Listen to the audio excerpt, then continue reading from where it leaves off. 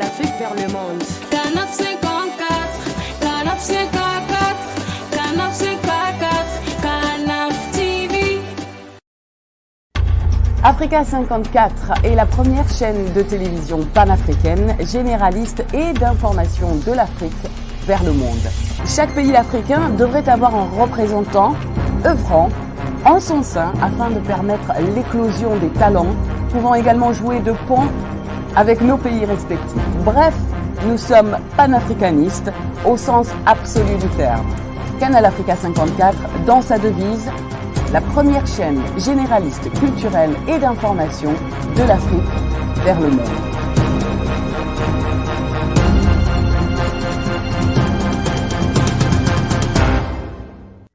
Canal Africa 54 will give to Africans and Afro-Caribbean what they have long been waiting for, expression of their own voice alongside the Western media and elsewhere in the globe.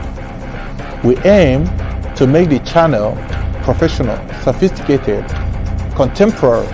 This channel will offer to viewers a unique experience in digital broadcasting. Our broadcasting and creative departments are dedicated towards having a constant flow of interesting and exciting programs. By using the most sophisticated methods of production, we aim to provide programming which is second to none, developing and enhancing the digital TV services throughout interactive mediums.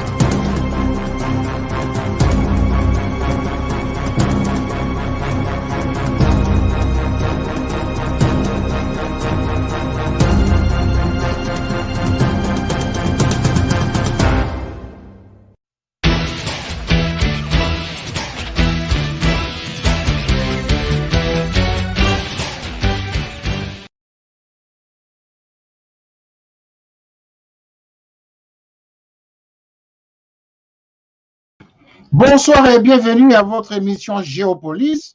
Géopolis, c'est votre émission politique qui décrypte l'actualité du continent africain à travers les réalités que ce continent traverse. Et comme ça, au hasard, nous choisissons un pays qui marque l'actualité du moment. Et ce soir, nous avons le plaisir de recevoir sur ce plateau un invité que la plupart ont déjà vu ici, qui a parlé justement, qui s'est présenté comme étant un expert en géostratégie politique. C'est également un docteur en sciences politiques et en coopération internationale et diplomatie. Cet homme vous a parlé de lui, vous a parlé d'un grand ouvrage qu'il avait écrit récemment sur les grands défis du moment, sur les nouveaux paradigmes qu'il faille que l'Afrique adopte justement pour son développement. Au regard donc de l'actualité et au regard de réalités qui traversent le continent africain, il a accepté de se soumettre à de multiples questions justement que nous voulons lui poser ce soir. Il va essayer d'analyser avec vous ensemble et voir dans quel sens l'Afrique devrait justement se comporter pour assurer le bon fonctionnement de ces institutions. Cet homme va vous donner son expertise. On va analyser tour à tour 4 pays qu'il a choisi pour apporter sa contribution ce soir. Il s'agit donc de la Centrafrique, de la Guinée-Conakry, de la Côte d'Ivoire et de la République démocratique du Congo. Donc, vous comprenez déjà que c'est un expert en géostratégie. Il va donc tour à tour ramasser les grands événements qui ont traversé ce pays, ces 4 pays, depuis les 10 derniers jours. Et notre invité ce soir s'appelle le docteur Azanika. Docteur Azani, bonsoir. Bonsoir, M. René. Docteur Azani, nous sommes avec vous ce soir justement pour parler de la situation telle que je viens de la présenter. Et alors, nous allons voir avec vous justement, avant de voir la situation géopolitique du continent, nous aimerions d'abord parler de vous. Est-ce que d'abord, pour commencer, avez-vous un mot d'introduction avant que nous commencions notre grand sujet du soir? Alors, parlez de moi. Bonsoir, chers amis de l'Afrique, chers panafricanistes. Je suis Jean-Philippe Azanigra, originaire de la Côte d'Ivoire, où j'ai grandi, j'ai fréquenté, j'ai été un militaire à l'école des forces armées de Côte d'Ivoire. Et arrivé à un certain moment de ma vie, j'ai eu de sérieux problèmes avec les autorités qui étaient là à cause de l'héritage que j'ai pu avoir, qu'on m'a donné. Et puis, bon, j'ai été obligé de fuir le pays, me retrouver en Angleterre. Lorsque je suis venu ici, j'ai eu en moi le désir de me former. Alors, je suis parti du niveau de la licence en EBI que j'ai obtenu avec bio. Après, j'ai fait le EMBI. Après le EMBI, je suis parti à London School of Economics, London Southampton University, où j'ai eu le degré en sciences politiques. Donc, ayant eu toutes ces capacités, je me suis trouvé à connaître le système politique international du système anglo-saxon. Il me fallait rentrer dans le système francophone, donc je suis allé faire mon PhD en France. Voilà, donc pour parler de moi, je suis là à la disposition de l'Afrique pour dépeindre un peu les difficultés et puis ressortir les solutions. En tant que stratégiste, je pense que l'Afrique a besoin aujourd'hui de ce que nous, les intellectuels, la diaspora, nous mettons ensemble pour aider nos aînés et qui, tant que mal, essayent de pouvoir sortir l'Afrique du sous-développement et de la pauvreté. Et c'est ainsi que nous sommes prêts, avec tout ce que nous avons acquis ici comme bagage intellectuel et expérience, nous sommes prêts pour aller aider nos anciens à pouvoir apporter la pierre à l'édifice pour l'émancipation de l'Afrique. Donc, pour parler un peu de moi. Voilà. Nous allons commencer, docteur Azani, par votre ouvrage. Mais je souhaiterais justement vous demander de hausser un peu la voix parce que nous avons déjà des gens qui nous écrivent qu'on ne vous entend pas. Essayez d'améliorer votre, n'est-ce pas, votre position là où vous êtes assis en tout cas, pour que les gens vous entendent, parce que même moi qui vous écoute là, j'ai du mal à entendre ce que vous dites. La voix ne sort pas suffisamment en notre studio. Voilà. Donc, nous allons commencer d'abord par vous. Quand je dis par vous, c'est-à-dire par le travail que vous avez fait récemment. Parce que dernièrement, lors de la dernière émission, effectivement, la plupart des gens ont voulu en savoir un peu plus sur vous, surtout sur l'ouvrage que vous avez écrit. Est-ce que vous pouvez nous en dire un peu plus de votre ouvrage?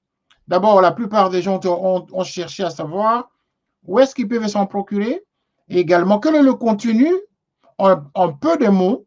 Quel est le message que vous adressez justement, que vous voulez diffuser à travers cet ouvrage tant scientifique écrit en anglais? Alors, voici le livre en question, les défis contemporains du développement africain, la problématique de l'influence des facteurs endogènes et exogènes. Alors, ce bouquin peut être trouvé sur Amazon. C'est-à-dire que si vous partez aujourd'hui Amazon, à cause de la situation sanitaire actuellement, il est vendu sur Amazon. Donc, vous tapez sur Amazon The Contemporary Challenges of African Development. Et puis, vous allez voir Jean-Philippe Azani, docteur Jean-Philippe Azani, ça va sortir immédiatement. Donc, il n'y a pas de problème pour l'acquisition de ce livre. Tapez sur Amazon, vous le trouverez sans aucun problème. Donc, parlons du livre en effet, comme j'ai dit la dernière fois, il est question aujourd'hui de ce que l'Afrique puisse trouver une solution pour pouvoir sortir du sous-développement et de la pauvreté d'une manière générale.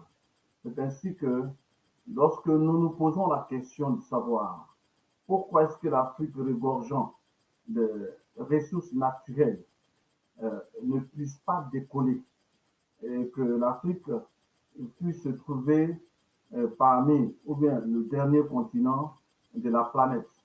alors que l'Afrique, qui est le réservoir de ces matières premières, de ces ressources naturelles, attire tous ceux qui sont aujourd'hui classés comme des superpuissances, qui viennent puiser les matières premières en Afrique et puis qui vont accroître leur technologie et qui se développent davantage et donner la possibilité à leur population de s'émanciper socialement et sociologiquement. Alors, nous nous sommes posé la question en écrivant ce livre-là, comment est-ce que l'Afrique aujourd'hui puisse mettre en valeur, puisse compétir, puisse, ayant toutes ces matières premières, ayant toutes ces ressources naturelles, comment l'Afrique, sur le plan stratégique, puisse aujourd'hui mettre tout en place pour pouvoir sortir de la léthargie, sortir de ce rang de moins honorant qui est la dernière place quand on classifie les continents, pour que l'Afrique puisse sortir de ces difficultés dans lesquelles nous nous trouvons. Il y a un problème. Nous avons les ressources naturelles que tout le monde vient puiser et nous sommes pauvres. Nous sommes assis sur des richesses mais incroyables et nous sommes pauvres. Donc, il y a un problème. Donc, c'est ce qui m'a poussé à écrire ce livre en mettant la lumière sur la problématique des influences des facteurs endogènes et exogènes. Comme j'ai expliqué la dernière fois, nous avons nous-mêmes notre responsabilité en tant qu'Africains. Qu'est-ce que nous faisons qui nous empêche d'évoluer et qu'est-ce que les autres nous font qui nous empêche d'évoluer. Tous ensemble, nous allons chercher les raisons et pouvoir trouver des solutions pour un lendemain meilleur pour tout le peuple africain. C'est pour cela que je me suis posé la question de pouvoir mettre à la disposition de la classe politique, des étudiants, des académiciens, tout ce monde qui intervient dans la politique africaine, de pouvoir chercher ensemble les solutions pour que l'Afrique puisse sortir de la pauvreté, de la misère dans laquelle nous sommes. Nous parlons généralement de la mondialisation. Mais la mondialisation, c'est des interférences entre États pour pouvoir faire des relations commerciales, politiques, et géostratégiques et géopolitiques. Et si nous ne pouvons pas décoller et que les autres décollent, il y aura un problème.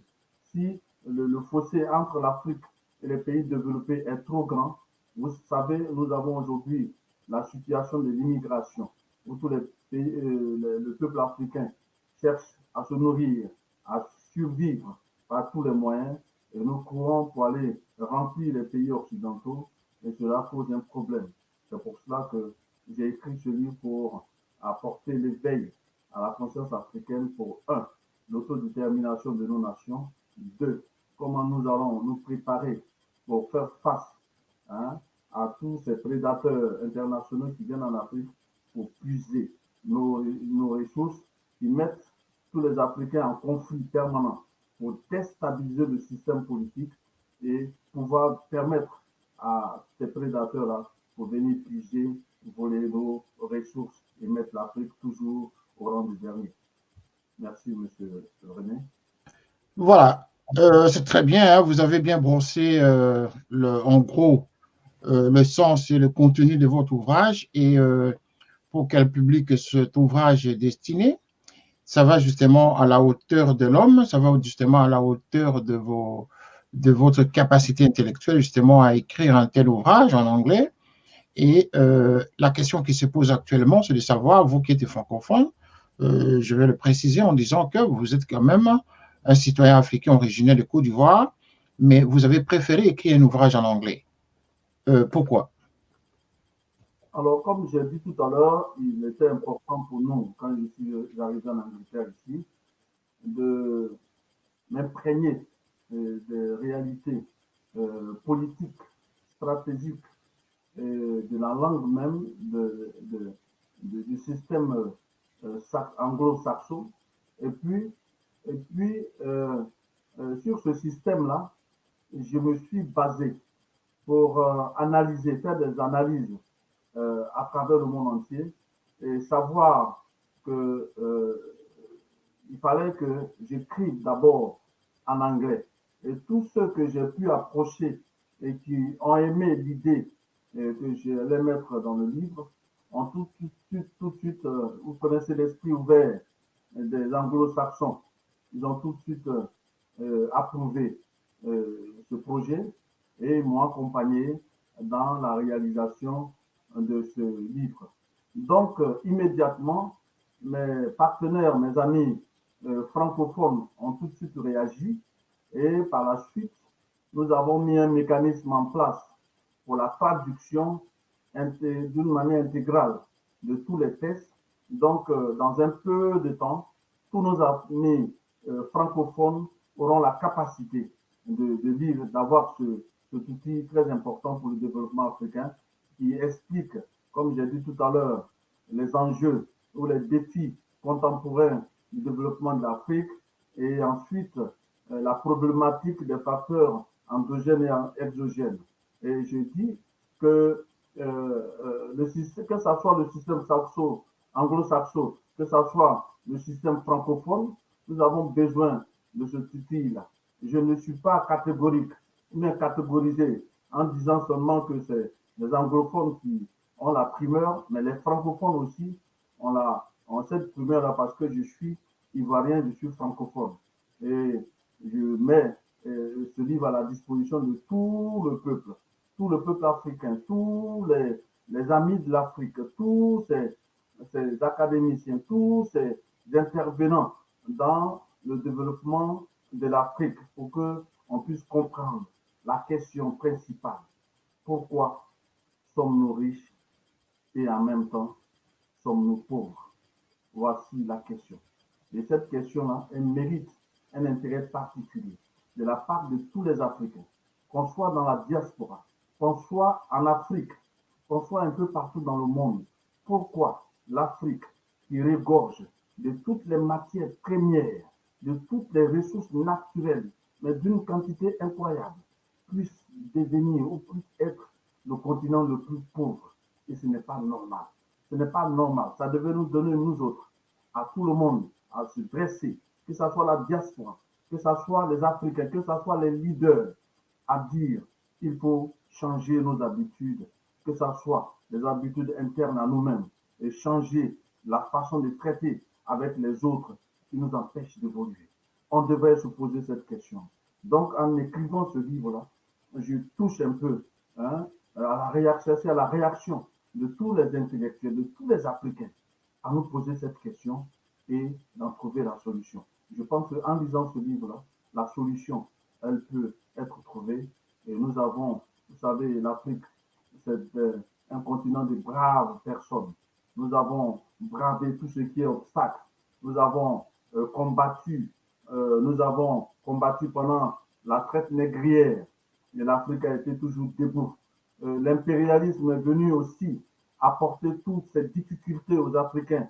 Nous avons été toujours un peuple debout, un peuple combattant, un peuple victorieux. Et nous sommes aujourd'hui dans le néocolonialisme, où aujourd'hui on nous empêche d'une manière stratégique ou d'une manière économique de pouvoir nous émanciper. Nous allons nous battre, nous allons sortir de cette situation et l'Afrique gagnera.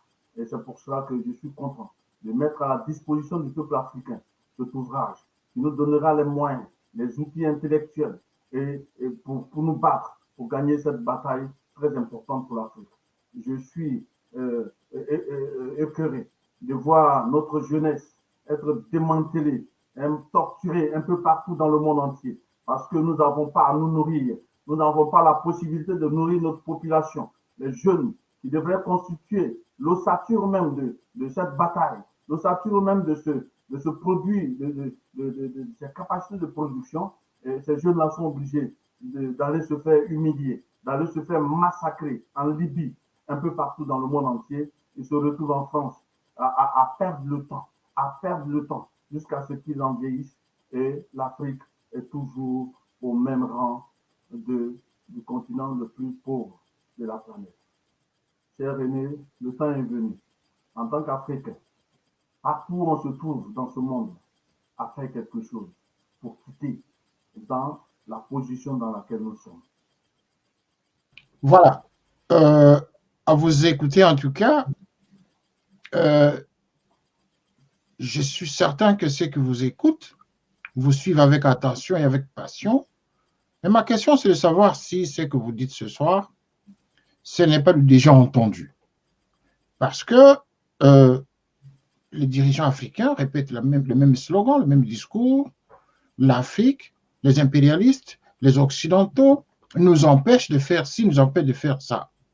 Mais quand est-ce que la conscience africaine va se mettre au rendez-vous pour matérialiser la parole aux actes?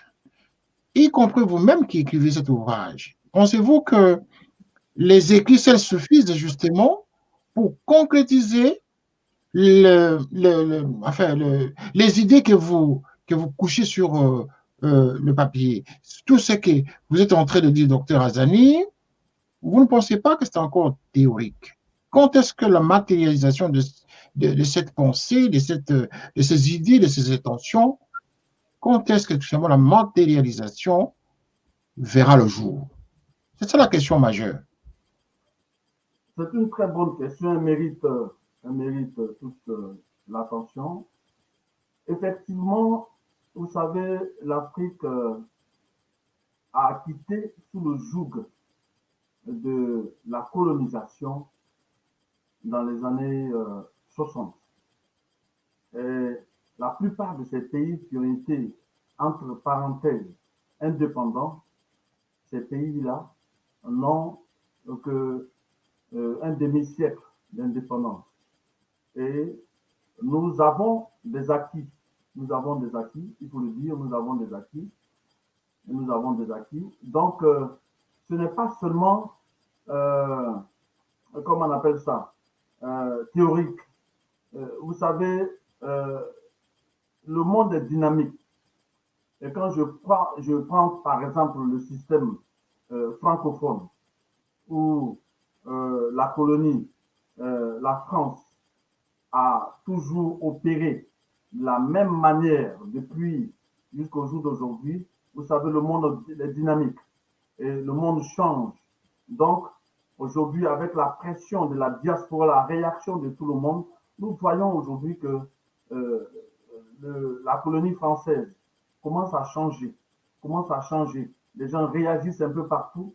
Et il y a la pratique parce que vous voyez en Centrafrique, au Mali, en Côte d'Ivoire, en Guinée, à la République démocratique du Congo et un peu partout, les gens réagissent. Ils réagissent concrètement. Nous voyons aujourd'hui que la consommation des produits occidentaux qui étaient prisés avant, aujourd'hui, nous sommes heureux que les Africains s'adonnent à cœur joie à s'habiller africain. Vous savez aujourd'hui que c'est les films africains que nous regardons dans nos télévisions, dans différentes télévisions en Afrique. Vous savez que c'est les chanteurs africains qui vont partout, qui font salle pleine en Afrique. Et les Occidentaux, quand ils viennent, bon, aujourd'hui, ça ne dit plus grand chose. Vous savez que petit à petit, l'Afrique commence à évoluer. Donc, il y a des faits pratiques. Il y a des faits pratiques aujourd'hui où certains leaders commencent à parler. Je me rappelle que il y a longtemps de cela, le président Félix Houphouët-Boigny disait entre guillemets, on nous a trop volé, mais il ne pouvait pas indexer qui le volait. Aujourd'hui, il y a des chefs d'État qui s'élèvent pour dire, pour nommer les États qui disent que aujourd'hui on nous vole. La réaction, elle est là. Et je dis que ce n'est pas seulement théorique parce que tout ne changera pas en un seul jour. Monsieur René, il faut le savoir. On progresse. Et c'est pas ça prendra le temps. Mais ce qui est sûr, je vous assure que tous ceux qui se lèveront contre le développement de l'Afrique, parce que le temps est venu aujourd'hui, vous voyez un peu partout, dans les réactions partout, et la France même, les États puissants commencent aujourd'hui à avoir de sérieux problèmes à la gestion de leur quotidien, leur méthode qu'ils prenaient avant pour diriger les pays africains, hein, pour faire pression sur les pays africains, aujourd'hui, il y a beaucoup de choses qui changent. Donc, ce n'est pas seulement pratique, mais ce n'est pas seulement théorique, il y a beaucoup de pratiques. Et soit, il faut être, M. René, avec tous les Africains qui nous suivent, il ne faut pas être pessimiste. Il faut savoir qu'aujourd'hui, la jeunesse africaine commence à s'élever, la jeunesse africaine commence à changer d'habitude, d'attitude. Et c'est pour cela qu'il est important d'écrire. Et les écrits constituent aujourd'hui des moyens d'éveil de cette population et des moyens de pouvoir guider cette population dans un chemin, hein, qui va nous apporter la victoire. Donc, je pense que c'est pas vain, c'est pas théorique. Vous savez qu'aujourd'hui, il y a beaucoup de débats en ce qui concerne le système économique francophone, le CFA, hein, qui commence à prendre de l'aile. C'est-à-dire qu'il faudrait que tous les Africains à ce niveau-là commencent à se mettre ensemble, les francophones, pour sortir une monnaie qui nous est favorable dans nos relations commerciales internationales. Et cela change. Je suis sûr qu'il y a 10 ans de cela, il y a 5 ans de cela, on n'ose même pas réfléchir au changement du CFA. Aujourd'hui, beaucoup de bruit de la diaspora et des Africains ont poussé la France, parce que c'est d'elle qu'il s'agit, à changer ses méthodes avec le CFA. Donc, il y a beaucoup de choses qui se font. Monsieur René, je vous assure que les choses bougent, mais soyons patients. Alors, docteur Azali, merci beaucoup. Vous savez très bien que nous avons bien préparé cette émission. Et donc, tout à l'heure, nous allons aborder la question de l'actualité de l'heure sur le continent, et sujet pour lequel vous êtes justement passionné parce que vous êtes expert en géostratégie politique et politique internationale. Et donc, avant d'aborder cette question, après que vous ayez fait votre présentation avec beaucoup de détermination, beaucoup d'engagement et beaucoup de conviction, je vous prie d'abord de vous reposer pour quelques secondes avant d'aborder ce sujet lié à l'analyse de l'actualité de l'Afrique dans 10 secondes. À tout à l'heure.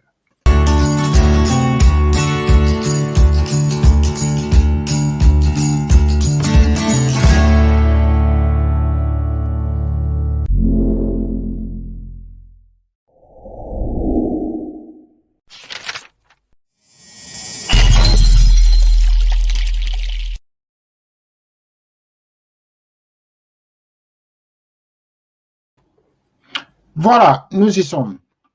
Nous allons maintenant parler avec vous, docteur Azali, de l'actualité, parce que vous êtes expert en géostratégie et en politique internationale. Nous avons choisi avec vous 4 pays africains auxquels vous avez voulu justement apporter votre contribution, une analyse et faire également des propositions des propositions pouvant apporter des solutions aux difficultés que traversent ces différents pays.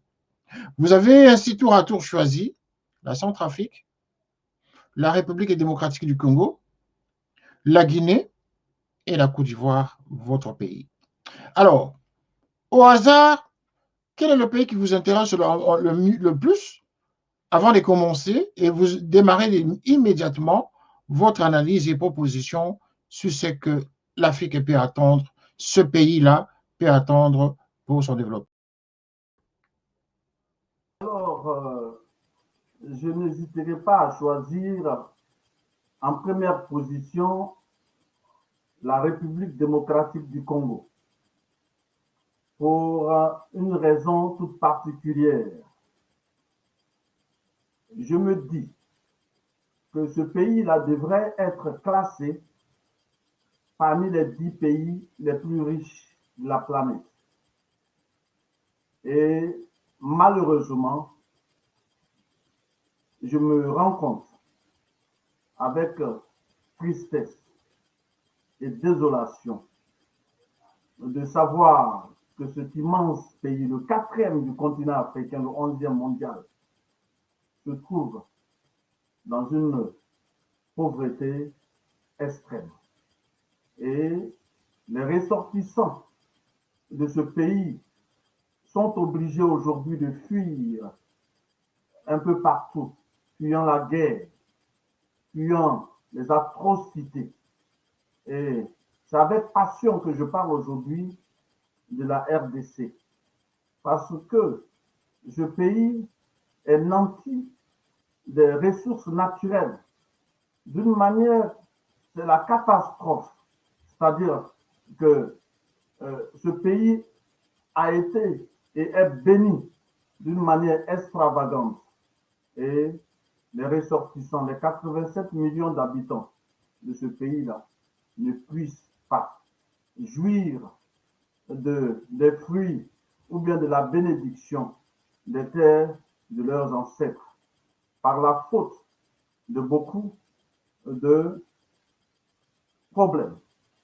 Parce que le conflit du Rwanda s'est transposé au niveau de la République démocratique du Congo qui, pendant des décennies, a subi les atrocités d'une manière incroyable. Dans l'est de ce pays, où les Rwandais et les Ougandais règnent en maître absolu sur les ressources de la République démocratique du Congo, et jusqu'au jour d'aujourd'hui, malgré l'intervention des Nations Unies, ce pays-là est toujours meurtri. Je suis étonné que, avec toutes ces atrocités, où on atteint le chiffre de plus de 6 millions de personnes décapitées, tuées, la presse internationale se tait et tout le monde entier se tait à voir ce pays meurtri et regorgeant de toutes les richesses. Alors, je me dis que de coup d'État en coup d'État, de rébellion en rébellion, aujourd'hui, la République démocratique du Congo se trouve avec un président, un jeune président, qui est originaire de ce pays, parce que certaines recherches nous font savoir que d'autres personnes, sous l'influence des armes et des rébellions et tout ça, sont venus s'accaparer de la souveraineté de la nation congolaise. Aujourd'hui, un jeune Congolais a pris les devants et gouverne son pays avec autorité, et il est prêt aujourd'hui à relancer l'économie de la République démocratique du Congo. Alors, pour contribuer à lui ou donner un peu plus de stratégie qui pourrait aider le président Tshisekedi avec toute la population de ce pays-là à pouvoir trouver des solutions, je dirais tout simplement qu'il faudrait qu'on puisse déplacer ou bien faire une autre capitale au centre de la République démocratique du Congo avec un plan urbain bien déterminé. C'est-à-dire on va délocaliser toutes les ambassades, tout ce qui est pouvoir politique, le mettre au milieu de ce grand pays, parce que le pays est tellement grand que des pays comme l'Ouganda se permettent d'occuper des parties au nord pour leur sécurité. Ça ne fait pas sérieux. Ça ne fait pas sérieux qu'on vienne prendre tout l'Est, là où se trouve la richesse de ce pays-là, pour opprimer les ressortissants de ce pays. Donc, il est important que le pouvoir central de la République démocratique du Congo puisse avoir la mainmise et le contrôle efficace de tout son territoire. Donc, il faut créer une autre ville comme Abuja, une ville comme, créer une autre ville au centre de la République démocratique du Congo, et faire des voies express qui vont relier le nord, le sud, l'est et l'ouest.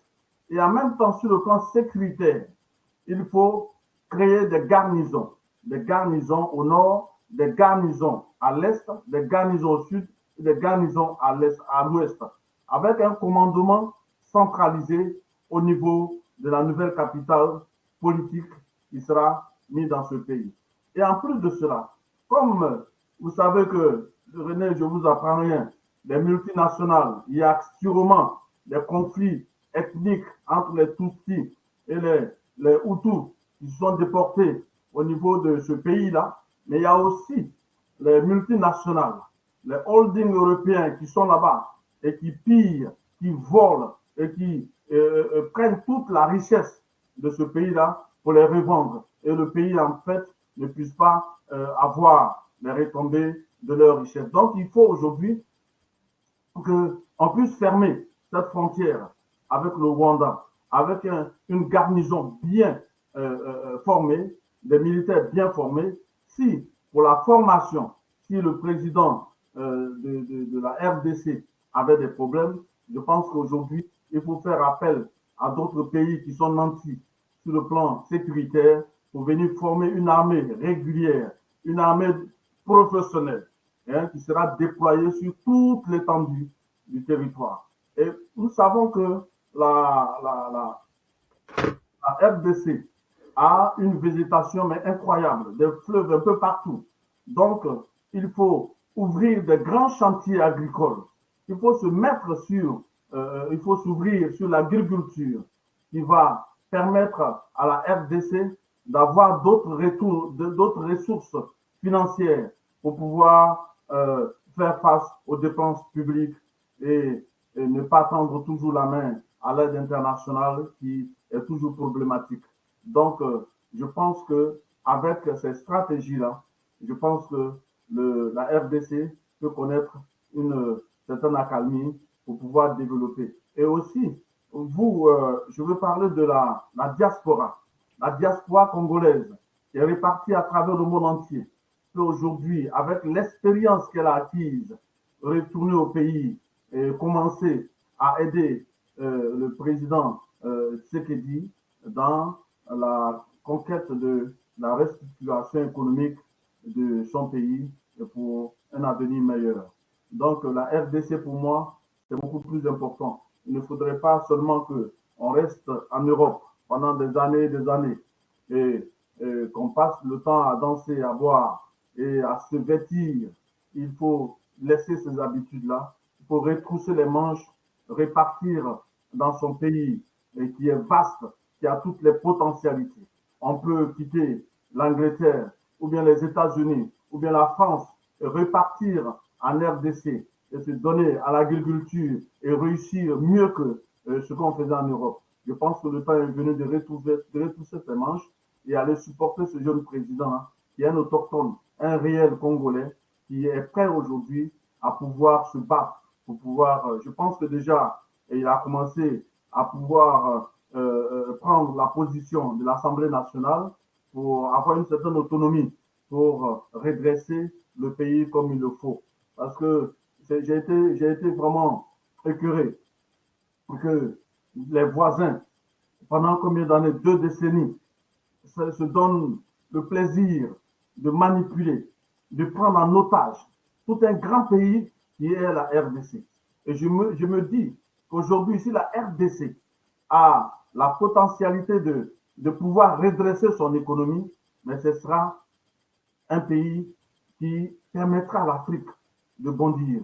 Parce que ce pays-là a toutes les richesses pour aider les autres pays africains. Donc pour moi, c'est très important que la RDC puisse redécoller et puisse retrouver la stabilité dont elle a besoin pour le bien-être de la population et de toute l'Afrique. Parce qu'elle est, sur le plan géostratégique, elle est tellement bien placée. Avec toutes les richesses qu'elle a, elle peut être un canal par lequel l'Afrique peut être aidée à pouvoir décoller. Donc, je me dis qu'il faut que l'éducation puisse être la primeur dans, dans, dans le défi que M. Tshisekedi doit relever. Il faut que les Congolais puissent être bien formés. Il faut que le système sanitaire soit mis en place pour aider tous ceux qui travaillent, toute la population productive à être toujours en bonne santé pour que les performances économiques puissent se voir et se sentir. Il faut aujourd'hui aussi que M. Tshisekedi puisse déposer des plaintes parce que ce qui se passe dans l'Est de la RDC, c'est des crimes économiques, des crimes de sang. Donc, il y a des institutions internationales, même si elles ne sont pas performantes, mais toujours, il faut faire l'acte. Il faut déposer au niveau de l'ONU, il faut déposer au niveau de la Cour pénale internationale des plaintes pour poursuivre tous ces rebelles et leurs chefs et essayer de stabiliser le pays qui est pour moi l'avenir de l'Afrique. Vous savez, la RDC pour moi, je parle de la RDC avec passion. Je parle de la RDC parce que c'est un pays que j'aime beaucoup et c'est un pays que je sais que si ce pays est développé, mais vous savez que l'Afrique sera aussi. C'est des pays qui doivent être des pays précurseurs comme le Nigeria, l'Afrique du Sud et tous ces pays-là, des grands pays qui ont toutes les potentialités. Et une fois bien gérés, bien structurés, ces pays-là peuvent être un canal de sauvetage dans le combat que nous menons pour l'émancipation du peuple africain. Donc, il faut que ces petites ces notions que j'ai mises sur la table puissent nous aider. Le pays est tellement vaste, comme je l'ai dit, il faudrait que une nouvelle ville, une nouvelle capitale économique ou politique puisse être édifiée au centre du pays et que des brèches puissent être faites de cette capitale au centre jusqu'au nord, du nord à l'est à l'ouest, au sud, et pour pouvoir avoir le contrôle de toute la superficie, tout le territoire d'une manière stratégique et sur le plan sécuritaire. Il faut sécuriser toute cette nation qui a besoin de sortir de ces phénomènes d'intervention, d'interférence des autres nations, de ses voisins, parce que le Zaïre, le RDC est tellement riche, il faut passer par ses voisins pour déstabiliser. Et dans cette instabilité, il faut profiter pour voler le coltan, voler le diamant, voler l'or et voler tout ce qui est comme minerai. Et je sais que 80% du coltan des réservoirs du monde se trouvent dans ce pays. Alors que vous savez, Monsieur René, le coltan, son importance dans l'industrie technologique, alors électronique, nous avons besoin que certaines choses changent en Afrique. Il faudrait que ces voyous, ces individus, ces organisations criminelles qui passent par des voies pas normales et pas catholiques pour venir en Afrique pour déstabiliser l'Afrique, il faudrait que cela cesse. Et cela doit commencer en République démocratique du Congo. Merci, Dr Azani. Ce n'est pas pour rien que vous êtes invité à cette émission en tant qu'expert en géostratégie. Je vous ai entendu et compris également tous les téléspectateurs que vous suivent ont entendu. Dans votre intervention, vous avez dit, je crois, 2-3 fois, l'actuel président de la RDC est le vrai fils du pays. À quoi faites-vous allusion? Le vrai fils du pays.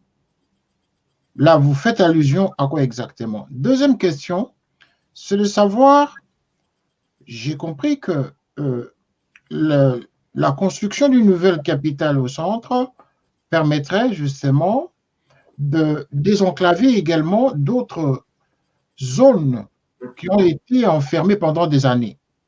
Maintenant, pensez-vous que ceci serait possible et sur quelle période cette activité peut être réalisable?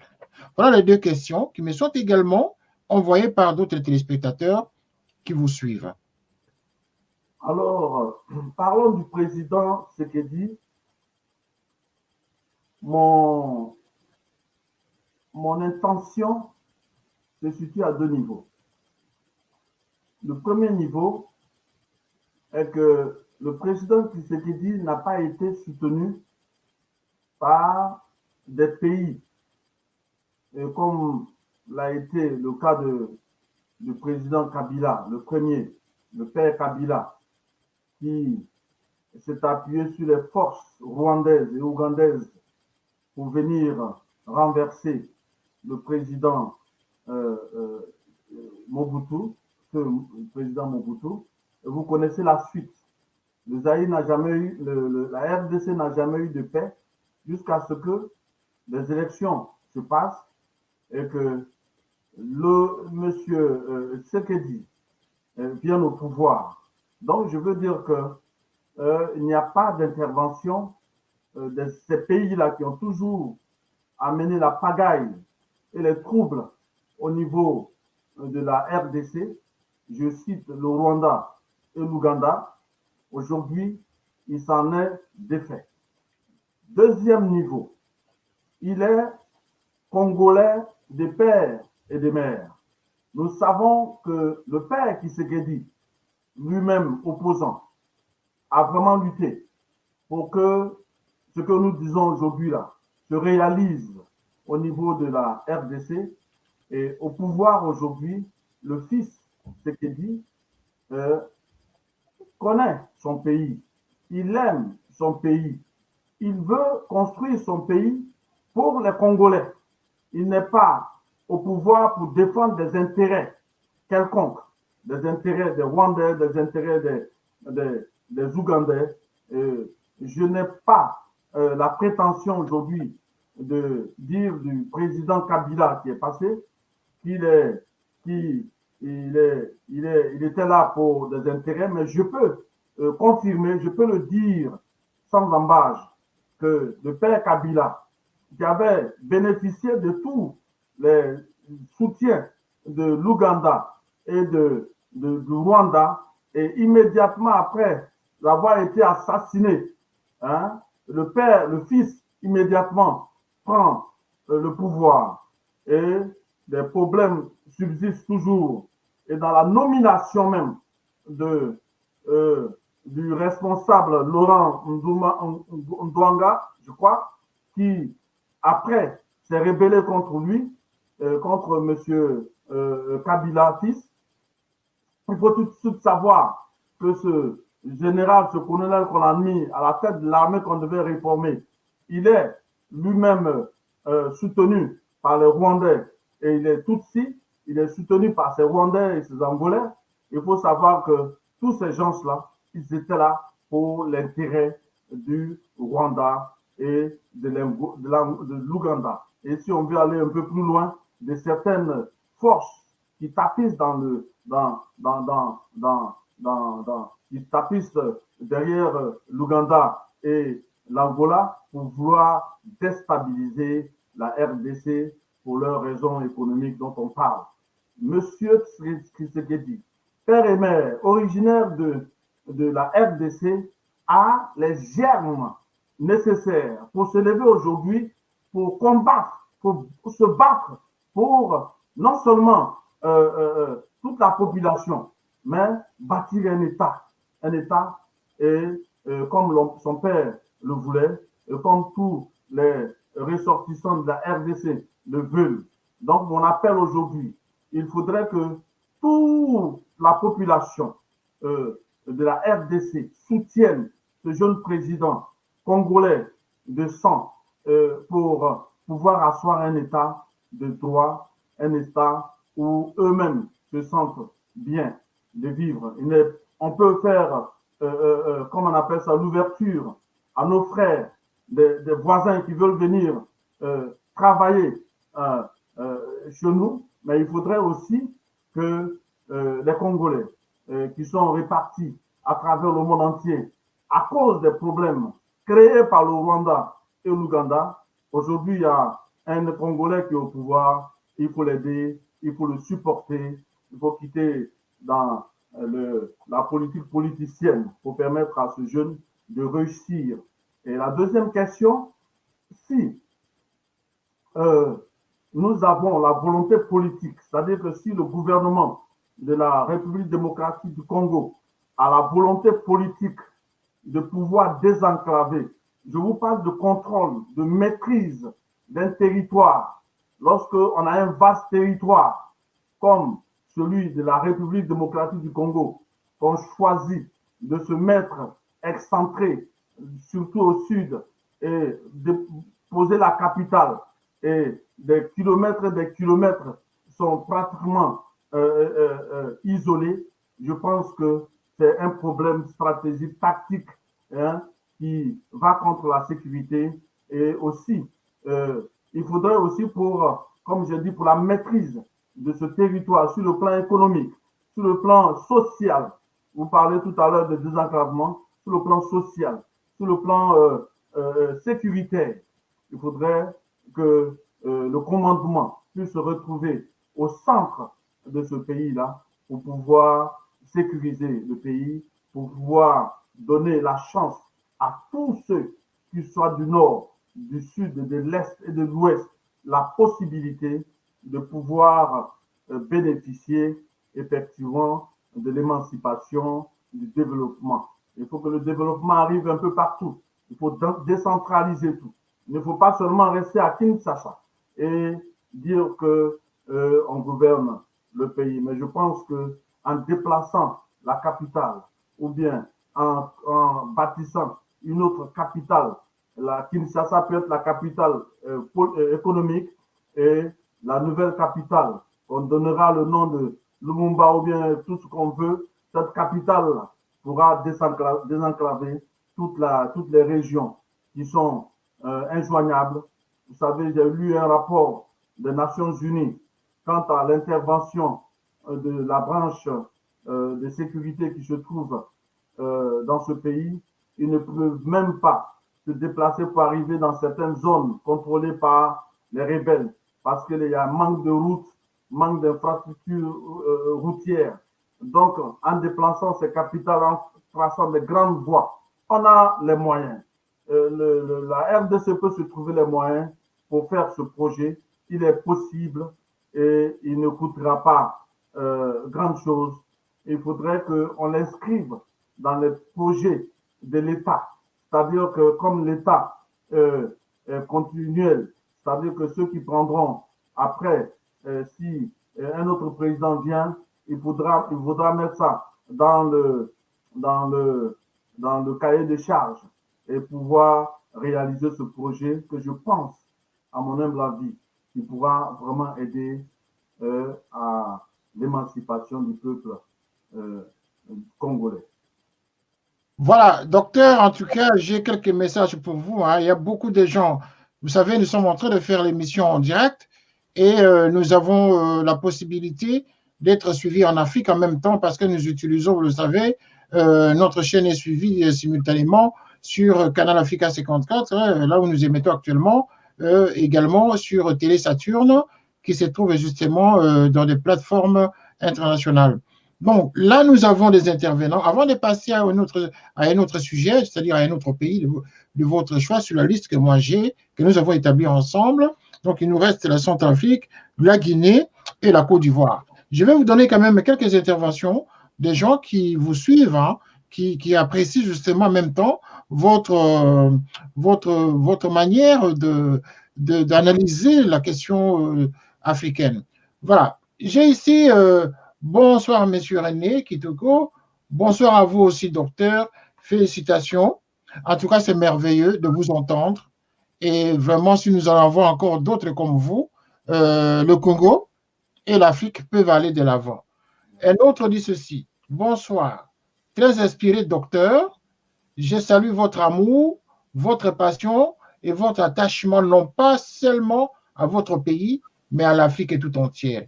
En effet, la maxime qui dit l'Afrique est, probablement, il voulait dire, l'Afrique est le berceau de l'humanité. Alors, il continue de dire, comme un revolver, dont, voilà, l'Afrique est comme un revolver dont la gâchette se trouve en RDC, c'est vérifié dans vos propos. Le développement de l'Afrique est en préparation et requiert un aspect de la vie que les Africains négligeaient. Voilà. Vous voyez ça? Donc, il y a beaucoup de réactions. Là, j'ai une dame également qui appelle, qui écrit des Côte d'Ivoire. Voilà, c'est une Ivoirienne qui dit « Félicitations, mon frère. Vous êtes à la hauteur de votre diction et à la hauteur du message. Je suis dans l'empressement de lire votre ouvrage, Yako. Voilà, Yako. Voilà. Donc, là, il y a beaucoup de messages pour vous, en tout cas. Je vais pouvoir les lire à la fin. Mais je vous en lis quand même un dernier message ici. C'est encore une dame qui écrit de Paris. Il dit, Docteur Azani, bravo. On va s'appeler. Bon, elle semble vous connaître, hein? Donc elle est en train de suivre l'émission. Voilà, voyez-vous?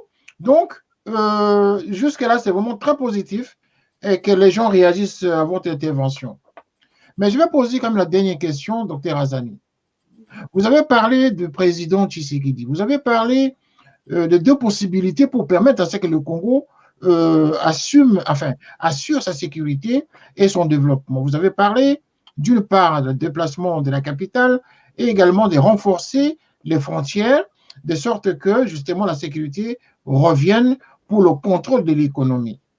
Est-ce que vous savez que pour le moment, le président Tshisekedi venait de se désengager de son alliance avec la coalition qu'il avait justement de la prise dès son élection, parce que c'était un gouvernement de coalition, parce que son parti n'avait pas gagné la majorité au Parlement. Donc, il était minoritaire partout.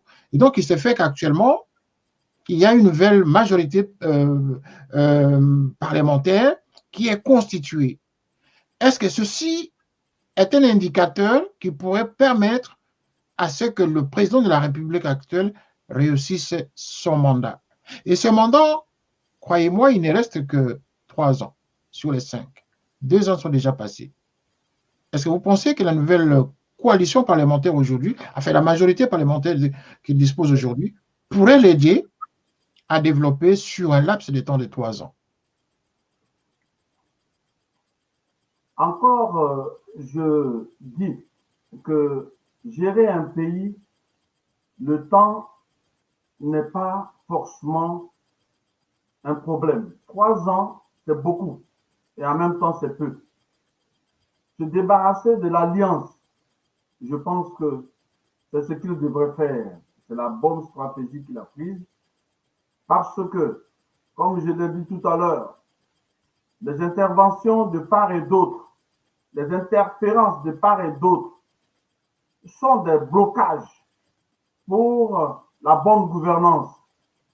Vous savez, faire une alliance, c'est récupérer ce que l'autre a. Et moi, ce que l'autre j'ai, je mène ensemble pour pouvoir avancer dans cette alliance. Et s'il arrive à un certain moment donné que la stratégie que j'ai mise en place ne fonctionne pas à cause de cette alliance, je vais m'en défaire. Et c'est ce que le président Tshisekedi a fait.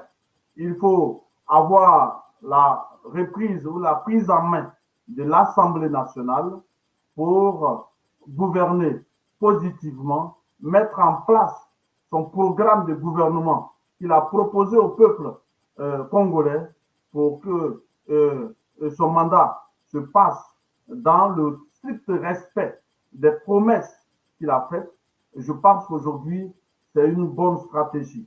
Une bonne stratégie pour gouverner.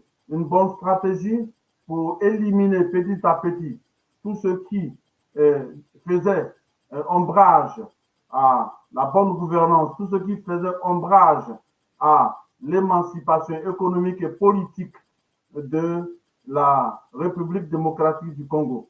Je pense que c'est une action positive à mon niveau et il faut l'encourager et il faut aller jusqu'au bout de cette prise d'engagement pour qu'il ne soit pas sous l'emprise encore de ces interférences qui viendront un peu partout brouiller toute la stratégie politique, économique et sociale qu'il a mis en place pour le développement et l'émancipation d'une manière harmonieuse de ce beau pays, comme j'ai dit, que j'aime tant, et qui est, comme je l'ai dit aussi, un pays capital, un pays stratégique pour le continent africain.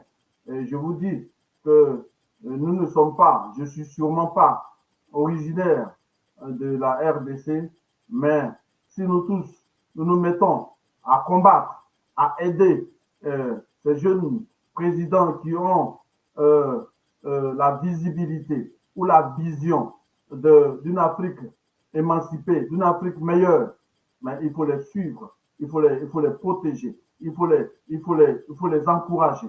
Il faut qu'on se mette tous ensemble pour que la RDC puisse retrouver, je dis, la gestion d'une manière indépendante de toutes ces ressources. Et une fois que ces ressources sont retrouvées, mais je vous assure que l'Afrique va se retrouver aussi à travers ce pays, comme l'ami l'a si bien dit. L'Afrique est comme un revolver où la gâchette, c'est la RDC, et ce n'est pas faux. La RDC est un centre un centre très important, vital pour l'Afrique. Donc, étant panafricaniste, étant africain, combattant pour la liberté de l'Afrique, l'autodétermination de nos peuples, il faut nous tous que nous soyons derrière la RDC pour que la RDC s'émancipe et entraîne tous les autres pays à s'émanciper. C'est possible. Cette alliance, il faut qu'il aille jusqu'au bout en se débarrassant de tout ce qui est nuisible à la gestion harmonieuse de la politique, des affaires du pays, et qu'il puisse trouver les hommes capables, mais dans une paix, dans une fraternité, hein, il faut trouver les gens nécessaires qui ont envie de travailler, qui ont envie de retrousser les manches pour sortir de cette politique politicienne qui pousse les gens à bavarder, à bavarder, à bavarder, à danser, à boire et à faire tout ce qu'il ne faut pas faire pour que l'Afrique puisse décoller. Il faut aujourd'hui retrousser les manches et je pense que le président Tshisekedi a donné l'exemple. Retroussons les manches, prenons les gens qu'il faut et qu'on aille pour pouvoir gagner la bataille de l'avenir pour le bien du peuple congolais et du peuple africain. Voilà, tout est dit dans votre message. Espérons qu'ils vous entendent et espérons que les Congolais puissent relayer votre message qui vient justement d'un Africain passionné de l'Afrique et de surcroît un géopoliticien.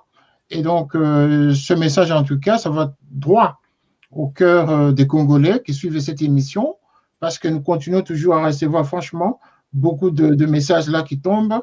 Et donc, docteur Azani, je vais vous prier justement de rester toujours à l'antenne. Dans 10 secondes, nous allons encore revenir. Le temps de petits remèdes. À tout à l'heure.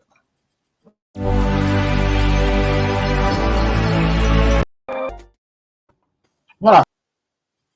Nous sommes de retour après ce moment d'intermède.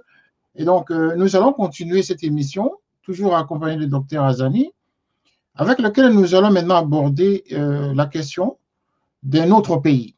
Parce qu'on a choisi 4 pays. Et là, il va lui-même nous dire quel est le pays qu'il a préféré justement mettre sur sa liste pour nous donner ses stratégies de développement ou des stratégies justement pour faire éviter à ce pays-là les dégâts probables. Alors, après la République démocratique du Congo, mon deuxième choix est la République centrafricaine, parce qu'elle est d'actualité. Et j'aime particulièrement le président Archange Faustin Théodora. Je pense que c'est un grand stratège et un stratégiste à la fois et qui se bat comme il peut pour l'émancipation des Centrafricains. Ce pays qui a connu depuis 1960 jusqu'à aujourd'hui, nous sommes à la 5e République. C'est-à-dire que de coup d'État en coup d'État, ce pays qui regorge aussi, comme j'ai dit tout à l'heure, tous les pays africains sont bénis, sont remplis de matières, de ressources naturelles. Et la RDC, la RCA, la République centrafricaine, a connu l'instabilité permanente. C'est le pays à coup d'État, si on veut donner un titre à ce pays.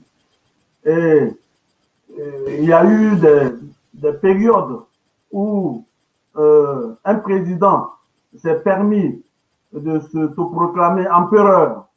Et après tous ces excentricités et tous je sais pas comment il faut les classifier, la RDC aujourd'hui ouvre la porte grandement vers un changement drastique et dramatique. C'est-à-dire, le président actuel qui a pris la responsabilité de pouvoir, sur le plan stratégique, apporter la balance de force et qui ouvre ici la porte à l'équilibre et à la stabilité.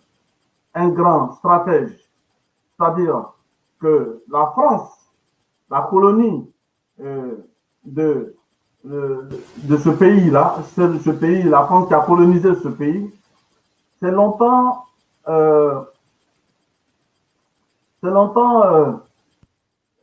a décidé que ce pays ne devrait pas connaître l'émancipation pour qu'il serve de base géostratégique. C'est-à-dire que vous voyez la position de la RCA, elle se trouve juste au centre de l'Afrique. Donc la France peut se permettre de venir déposer ses bases militaires et de là survoler pour aller bombarder comme elle a fait au Tchad et dans certains pays. Donc la position militaire géostratégique ne sert à rien aux 5 millions d'habitants que compose la RCA. J'aurais bien souhaité que la France se positionne là, mais en même temps apporte la capacité aux différents présidents qui sont passés un programme bien alléchant de développement pour que ce pays-là puisse se développer. Alors, vous voyez la misère un peu partout en Afrique, comme je le dis, la misère. Cette misère, elle ne dit rien. Ces morts, ces femmes qui accouchent dans les hôpitaux, qui n'ont pas de remède, qui sont délaissées, elles meurent, ces femmes africaines, et leur mort ne dit rien à ces multinationales, qu'elles soient françaises ou occidentales ou quoi. Elles vont dans ces pays, elles n'ont même pas la moralité de se dire faisons quelque chose pour ces gens-là. C'est pour ça que je dis il faut un nouveau paradigme dont je parlais la dernière fois. Parce que le multilateralisme dont parlaient ces précurseurs de la théorie philosophique qui disent que les rapports d'État sont la détermination de la rationalité des puissances, les puissances militaires, les puissances militaires, économiques et politiques.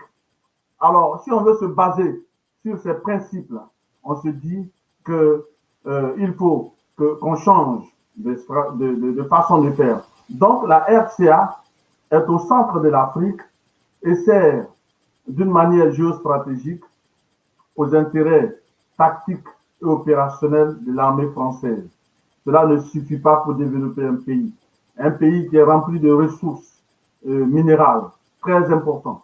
Donc, ce pays-là, avec un président illuminé, a décidé de faire appel à une autre puissance, qui est la Fédération de Russie, de venir l'aider à combattre ces rebelles utilisés par des forces étrangères, des puissances étrangères, pour déstabiliser nuit et jour ce pays par des coups d'État à ne point finir, des gens qui n'ont même pas à manger, des gens qui ne peuvent même pas développer leur système social, économique, éducationnel, sanitaire, sont toujours être en train de fuir leur pays à cause des intérêts de ces vautours et qui planent un peu partout pour déstabiliser l'Afrique.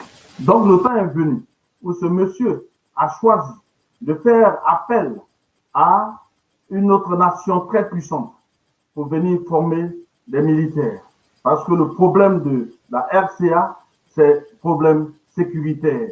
Une fois que le pays est stable, avec toutes ces ressources qu'elle a, elle pourra s'occuper d'une manière efficace de sa population. Donc, il a misé sur la sécurité.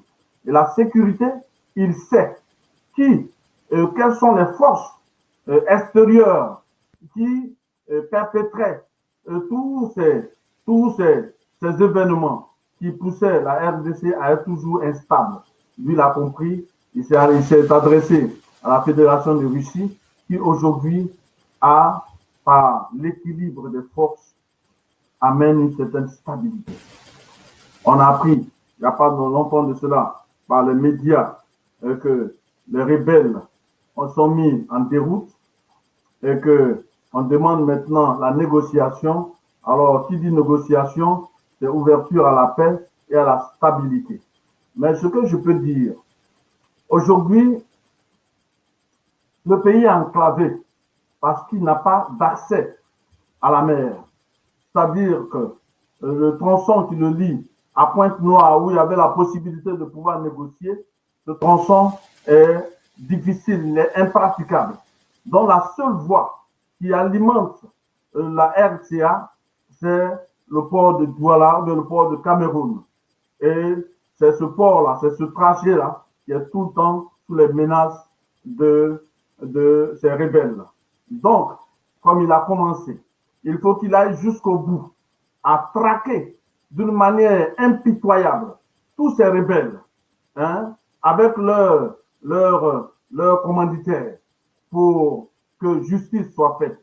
Et c'est le temps aujourd'hui de tendre ou bien d'interroger la Cour pénale internationale avec Madame Bensouda, d'ouvrir le dossier de la Centrafrique d'une manière efficace pour que ceux qui sont en train de semer les troubles et décapiter la population puissent comparaître pour qu'on leur demande que justice soit faite. Et deuxièmement, il faudrait aussi que, comme je disais tout à l'heure, la position stratégique, c'est-à-dire du port de Douala, s'il y a la possibilité de pouvoir mettre en République centrafricaine des ports secs, c'est-à-dire que des ports qui n'ont pas, on peut faire des ports qui n'ont pas forcément besoin des eaux. On peut faire ça avec des cargos. Donc, il faut qu'ils pensent à une politique de ce genre-là pour pouvoir mettre au niveau de la République centrafricaine la capacité d'approvisionnement par des cargos, par des voies ferroviaires entre là où se trouvent les ports et son pays, pour que l'évacuation de ces vivres-là et de ces produits puisse venir facilement pour que la population puisse jouir de cela. Et aussi, il faut, sur le plan des enjeux politiques, les dynamiques géostratégiques, c'est-à-dire tisser en bonne et due relation, comme il a commencé avec la Russie, mais qu'il aille jusqu'au bout pour que la paix vienne et qu'il fasse aussi pression avec ses partenaires africains qui ne doivent plus être là en train de trahir ou bien en train d'affaiblir les autres États, qui viennent et qui se regroupent autour de ce pays-là pour l'aider à sortir une bonne fois pour toutes de cette impasse-là. Parce qu'on ne peut pas être un pays vaste, un pays immensement riche et être toujours à la queue avec des taux de pauvreté incroyables. D'accord. avec l'insécurité à tout chemin. Donc, c'est mes propositions par rapport à là. Comme la situation évolue sur le plan géostratégique, on attend que la Fédération de Russie, ce pays-là même, avec les forces en présence, puisse aboutir à éradiquer toute la rébellion pour qu'une stratégie de développement se mette sur pied. Mais ce qui est important, c'est pouvoir permettre l'approvisionnement de la RDC, parce que la RCA, parce elle est enclavée. Donc, il faut tout faire pour qu'un port sec puisse être établi, pour que des cargos, des avions de tout genre puissent venir à travers le monde entier pour l'approvisionnement en aliments, pour que le pays, la population puisse se nourrir, se vêtir, vendre et vivre d'une manière paisible. Voilà ce que je pourrais dire. Voilà, vous avez donné votre analyse, mais je vais quand même poser une question. Mais en même temps, je voudrais vous rappeler qu'il nous reste 15 minutes d'émission, alors qu'il nous reste encore 2 pays à parcourir. Mais je vais quand même revenir un peu sur ce que vous avez dit tout à l'heure sur la RCA, la République centrafricaine, 2 préoccupations majeures. Vous ne pensez pas que le président Touadéra lui-même s'est mis la balle dans le pied parce que pendant son premier mandat, il n'a pas combattu les rebelles. Il les a entretenus presque. Parce que lui-même disait à l'époque qu'il n'y a pas lieu de faire la guerre pour la guerre, parce que pour lui, il pensait que son arrivée au pouvoir allait calmer les intentions des rebelles qui combattaient son prédécesseur. Et donc, voyez-vous qu'une fois que son mandat s'arrête, François Bozizé qui rentre au pays et qui fait raviver encore des troubles derrière tous ces rebelles-là. Pensez-vous que le discours que vous venez de tenir tout à l'heure pourrait marcher? Est-ce qu'il peut arriver vraiment à contenir la force de frappe de tous ces rebelles alors que le président François Bozizé est sur place? C'est une très bonne question. Je répondrai par ceci. C'est possible. C'est possible parce que vous savez que Monsieur Touadéra qui est là aujourd'hui a cru que la démocratie allait être la solution définitive à toutes ces difficultés qu'a connues la République centrafricaine. Donc, en tant que bon centrafricain, il était question pour lui de venir appeler à une table de discussion, asseyons-nous et discutons et trouvons un consensus pour le bien-être de nos populations, pour l'avenir de notre cher pays. Alors, il a bien fait. Il a bien fait, mais le général Bozizé et tous ces autres-là, ils ne sont pas indépendants. C'est-à-dire que eux-mêmes, ils pouvaient être remplis de bonne foi, voulant que la Centrafrique, pour une bonne fois, quitte dans ces difficultés d'instabilité et tout ça. Mais ces généraux Bozizé et tous ces gens-là, comme je disais tout à l'heure, il y a de l'interférence dans la gestion des États par d'autres puissances dont je ne nommerai pas ici, mais ces hommes comme le général Bozizé sont à la solde de ces forces occultes qui veulent la déstabilisation de l'Afrique. Alors, malgré les bonnes intentions, malgré les accords même qu'ils ont signés au Soudan, il y a eu le reversement, comme vous étiez en train de le dire tout à l'heure, le reversement de ces accords-là. Et M. Bozizé a préféré encore aller à la rébellion. Donc, c'est possible. C'est possible aujourd'hui parce que nous assistons, nous écoutons, selon la presse, qui nous relate ces faits de jour en jour au niveau de la République centrafricaine, que ces rebelles-là sont mis en déroute. Et M. Bozizé, d'une manière clair aujourd'hui. Il dévoile ses intentions en faisant appel à la France. Mais pourquoi faire appel à la France de venir faire pression pour une discussion? Si la discussion a été faite, le président Tondra a montré ses bonnes intentions, sa bonne foi de pouvoir mettre tous les Centrafricains ensemble pour bâtir leur pays. Mais le général Bozizé et tous les autres ont décidé de mettre toujours ce pays-là à la merci de ces bandes organisées pour venir piller le pays. Alors aujourd'hui, avec la force que le président actuel a, avec l'intervention de la République, de la Fédération de la Russie et les autres partenaires qui combattent à son côté, et je lui dis qu'il aille jusqu'au bout à éradiquer d'une manière définitive et complète ces rébellions-là et qu'il actionne les tribunaux internationaux pour que ces gens-là puissent être poursuivis et qu'ils répondent des faits qu'ils ont commis au niveau de ce pays-là pour que la paix revienne définitivement. Vous savez, toujours avant de faire quelque chose, avant de prendre des grandes décisions, il faut toujours commencer par la paix, le dialogue. Et je pense que c'est un bon démocrate. Il a commencé par là. Les autres ont montré leur mauvaise foi, leurs mauvaises intentions. Il a répliqué par un discours en disant « Nous sommes attaqués, nous allons nous défendre ». Et il a actionné les accords qu'il a signés avec la Fédération de Russie et ses autres partenaires.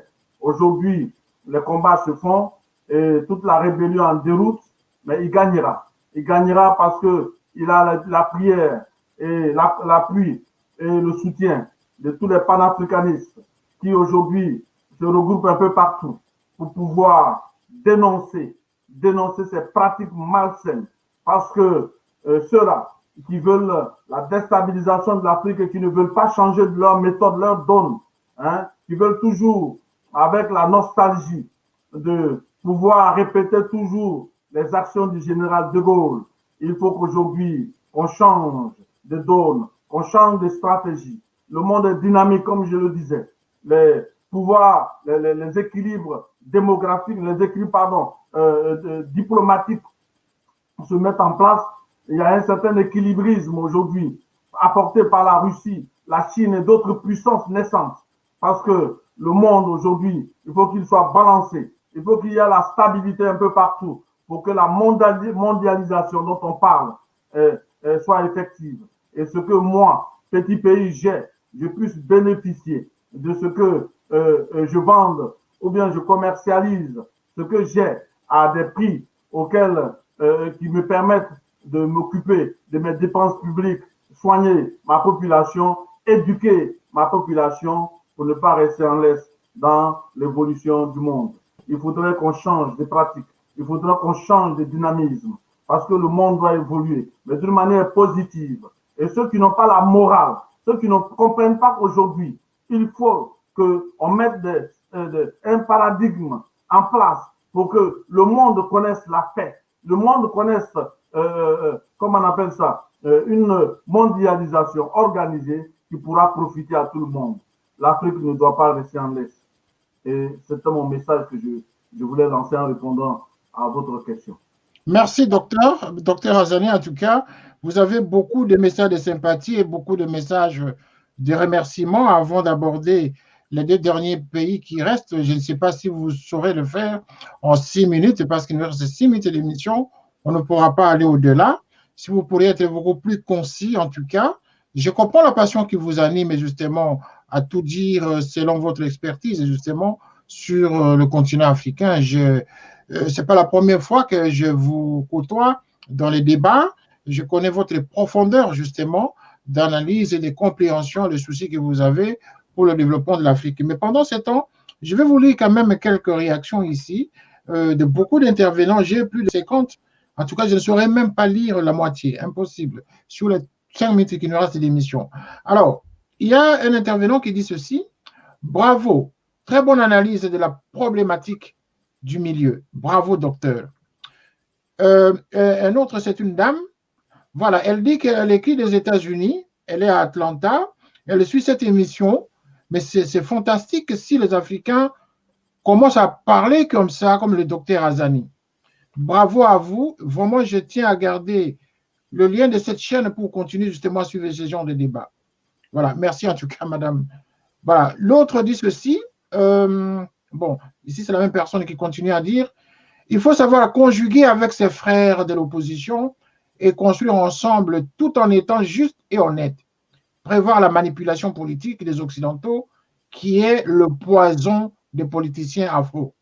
Et lui de continuer, il faut comprendre donc que la démocratie à l'européenne n'est appropriée pour nous aujourd'hui parce que l'ennemi s'infiltre par les uns ou par les autres, installant l'instabilité politique. Ça, justement, ça répond à votre analyse de tout à l'heure. Et ça, en tout cas, coup de chapeau de toute l'équipe ici réunie qui applaudit votre intervention.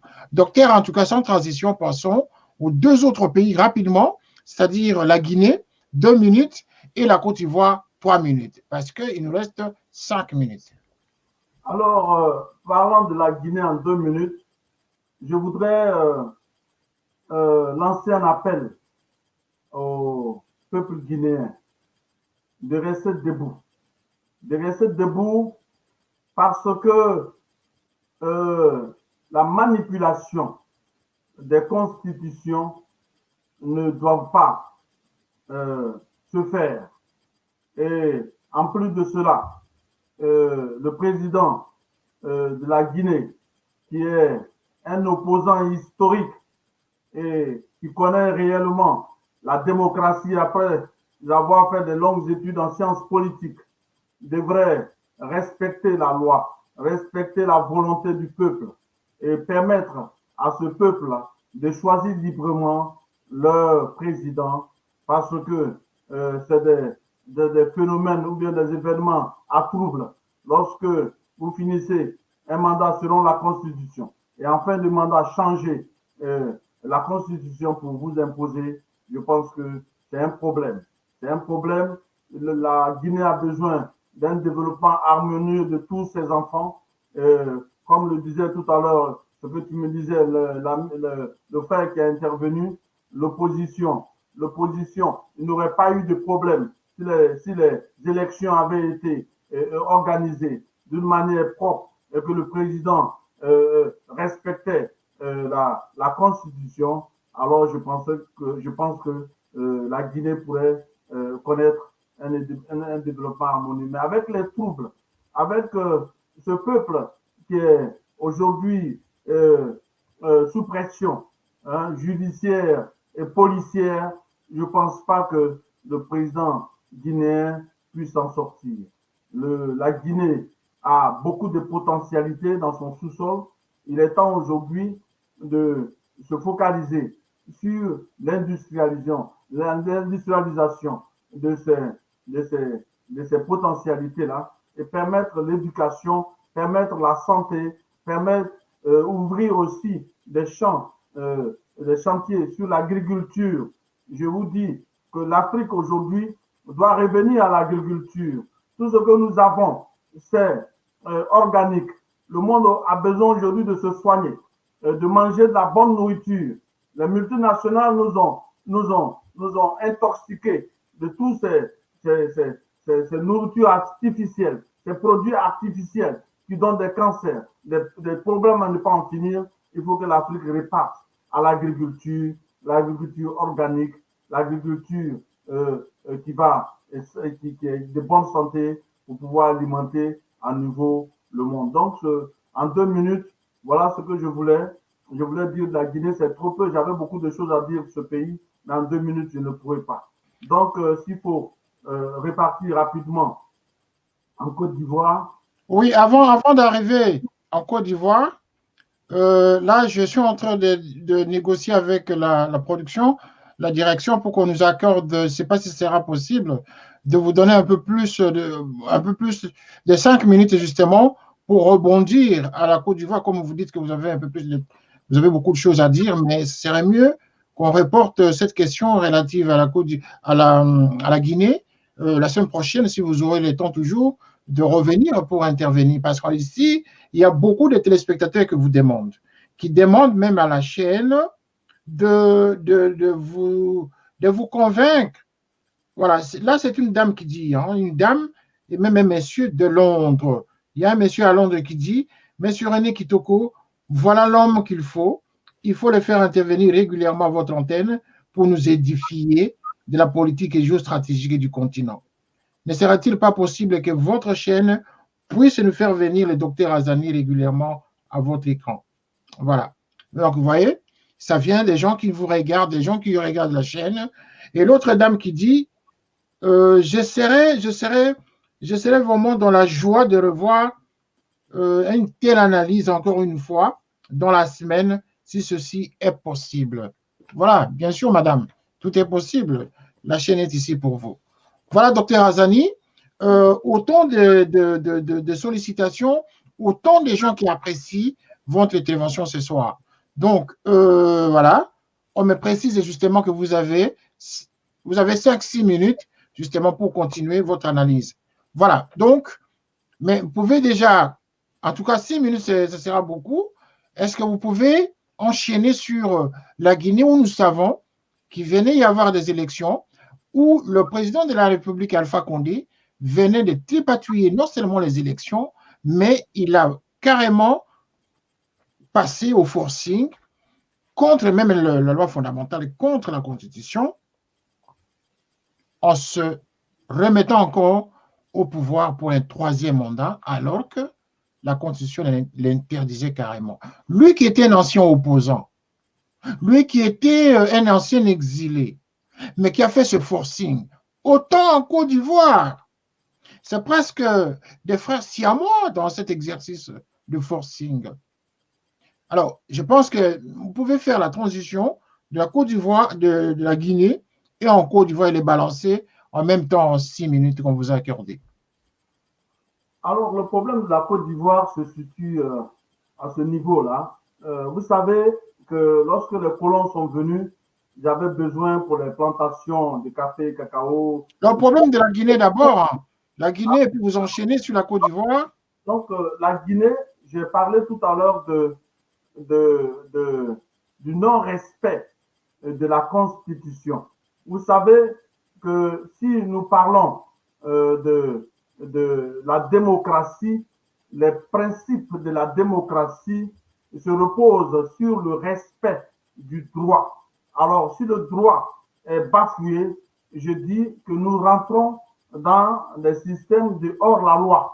Et vous savez que nos pays, au lieu de se précipiter à mettre en place des notions d'État, c'est-à-dire que un État, c'est-à-dire que c'est une composante de plusieurs ethnies, de classes sociales, de toutes ces personnes qui sont regroupées sur un lieu géographique et qui sont gouvernés qui sont dirigés par un gouvernement. Alors, si nous avons la notion de l'État, nous allons nous précipiter au respect des droits et surtout de la loi fondamentale qui dirige une nation.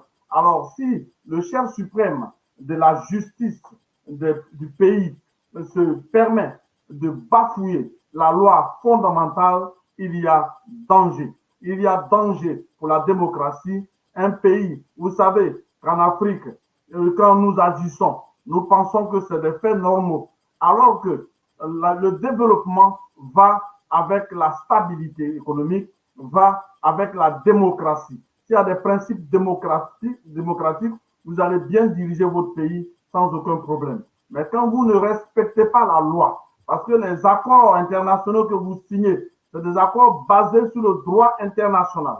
Si dans votre pays, vous ne respectez pas la Constitution, qui est la loi fondamentale, c'est-à-dire que vous êtes inéligible à tout accord international. Vous êtes classé hors la loi, alors que ce Téné qui a fait les sciences politiques, qui a été dans l'opposition pendant longtemps, devrait permettre aujourd'hui à la Guinée de pouvoir mettre un système démocratique sur pied pour les générations à venir.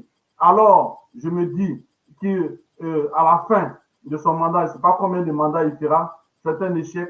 pour un ancien de Sciences Po, c'est un échec et ce n'est pas des exemples à suivre. J'avais beaucoup d'admiration pour cet aîné, mais je suis déçu de ce que, personnellement, de ce que la loi fondamentale de son pays a été violée et que même les élections, vous savez, je parlais tout à l'heure de la notion d'État. Si l'État, nous avons la notion de l'État, nous allons organiser des élections qui ne sont pas troupatuées, c'est-à-dire des élections qui respectent les normes, les standards de démocratie sur le plan international pour permettre à nos États de connaître la stabilité et la paix.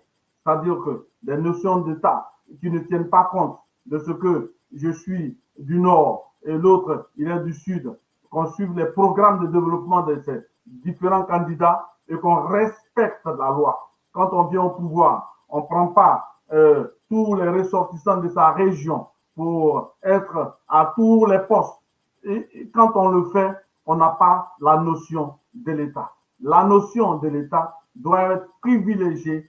Ça doit être rentré dans nos mœurs en Afrique pour le développement harmonieux. C'est de ça qu'on parle. Si nous n'avons pas la notion de l'État, nous n'avons pas ces réflexes démocratiques, mais nous sommes à la merci de toutes ces puissances internationales qui viendront toujours nous mettre en retard parce que c'est ces pions-là qu'ils utilisent pour venir fragiliser le système constitutionnel en Afrique, le système démocratique, le système politique en Afrique pour maintenir l'Afrique dans une économie de rente. Et cette économie de rente, elle ne favorise que les chefs d'État qui sont les leaders africains, qui sont manipulables et qui sont à la merci de la corruption. Parce que les économies de rente, ça ne favorise pas le développement. Alors, il faudrait qu'aujourd'hui qu'on respecte les lois. Si on respecte la loi, tout le monde respecte la loi. Nous sommes ici dans un pays, c'est la loi. Le Premier ministre, c'est l'anglais, c'est pas parce qu'il vient de Sheffield qu'il va prendre toutes les ressources de l'État pour aller construire Sheffield, prendre tous les gens de Sheffield pour aller les mettre au poste de responsabilité un peu partout. Il faut avoir la notion de l'État. Quelqu'un de Bordeaux ne se laisserait pas dire que Macron n'est pas de Bordeaux, donc je suis contre lui. Non, il verra Macron comme le président, le chef de l'État français et les intérêts français. Et en Afrique, il faut qu'on change cette façon de faire. Et pour bondir en Côte d'Ivoire, c'est le même problème aujourd'hui. Entre le Nord et le Sud, qui se battent à ne pas en finir, ou pour des élections, on coupe la tête, on joue au football avec, parce que l'autre est baoulé, et parce que je suis Doula, parce que je suis Senoufo, parce que je suis cela. Il faut que ces choses-là changent. Il faut qu'on ait la notion de l'État. L'État, c'est tout le monde, au même titre, qui ont les mêmes droits, la même possibilité de pouvoir jouir des ressources que l'État produit. Il faudrait qu'aujourd'hui, en Côte d'Ivoire, le président Alassane Ouattara, qui a pu négocier, comme le président de la Guinée, un troisième mandat par tous les moyens, il veut rester au pouvoir, qu'il permette à la Côte d'Ivoire de pouvoir s'unir dans la notion de l'État, non pas à partager les revenus de l'État, à catégoriser les gens. C'est-à-dire que il faut que tout ce que l'État produit, il faut que ça soit seulement les gens, les personnes ou les individus venant de mon ethnie qui puissent jouir du fruit des labeurs de tous les Ivoiriens. Ce n'est pas normal et cela doit cesser. Il faut que quand on respecte la notion de l'État, il faudrait que les élections soient organisées par l'État d'une manière claire, limpide, pour que tout citoyen qui a la possibilité de se présenter pour envoyer une valeur ajoutée à sa nation puisse le faire sans aucune contrainte, sans aucun problème. Il faudrait que toute la Côte d'Ivoire ensemble, comme un seul pays, se lève pour développer cette nation-là. Il faudrait cesser ces crânismes, il faudrait cesser ces façons de récompenser ceux qui l'ont aidé. Il faut que les rébellions cessent et pour ne pas qu'on ouvre les portes à la manipulation, à l'intervention de ces pays-là qui viennent toujours pour piller l'Afrique. Il faudrait que ces anciens-là savent qu'ils ont une responsabilité devant l'humanité, de leur conduite envers leur peuple qui nuit et jour croupissent sur la pauvreté. Les gens meurent, il n'y a pas d'hôpital, il n'y a pas de système de santé pour les soigner. Où allons-nous avec tout ça?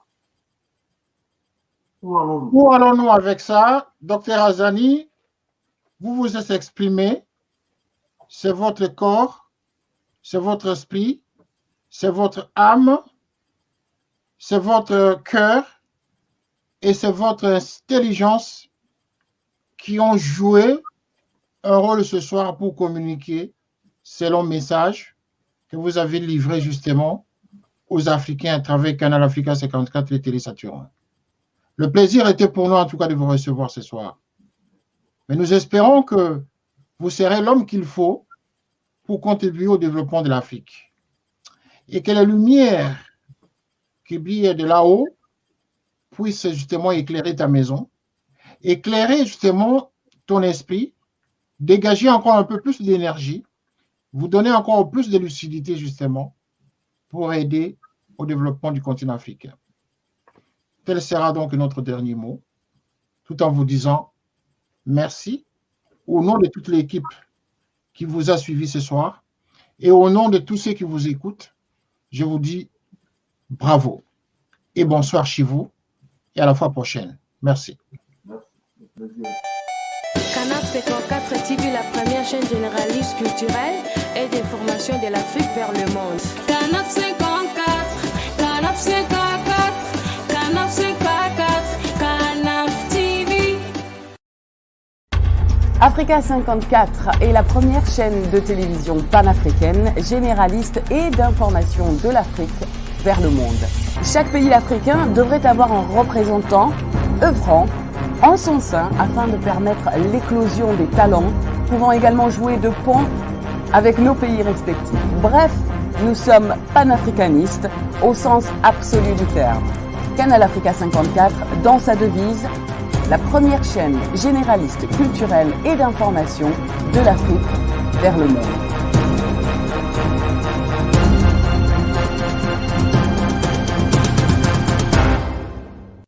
Canal Africa 54 will give to Africans and Afro-Caribbean what they have long been waiting for, expression of their own voice alongside the Western media and elsewhere in the globe. We aim to make the channel professional, sophisticated, contemporary. This channel will offer to viewers a unique experience in digital broadcasting. Our broadcasting and creative departments are dedicated towards having a constant flow of interesting and exciting programs.